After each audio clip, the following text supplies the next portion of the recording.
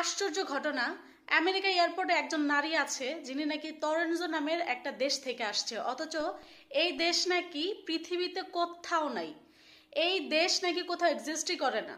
বড় বড় বিজ্ঞানীরা, বিশ্বের বড় বড় বিজ্ঞানীরা টরেনজো নামে যে একটা দেশ আছে সেটা নাকি ওনারা জানেই না, এমনকি তারা দেখেও নাই।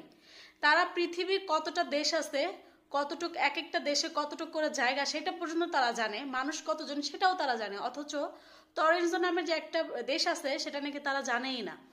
এমনকি যেই নারী এয়ারপোর্টে আসছে আমেরিকা, উনি নাকি জেনে শুনেই আসছে। উনি বলল যে এটা কি আমেরিকা, উনি ইংলিশ কথাও জানে, অথচ কোনো মানুষ, পৃথিবীর কোনো মানুষ টরেনজো নামের কোনো দেশ আছে এটা কেউ জানেই না। পুরো একদম আশ্চর্য। অনেকে তো মনে করতেছে উনিও হয়তো বা এলিয়েন, কোথাও তো গ্রহ থেকে আসছে, কিন্তু উনি কিন্তু একদম মানুষ। আর সবচেয়ে বড় কথা, উনি নিজেও কিছুটা অবাক হচ্ছে যে এই দেশের নাম নাকি ওনারা জানে না, কেউ জানে না। উনি নিজেও একটু অবাক হচ্ছে।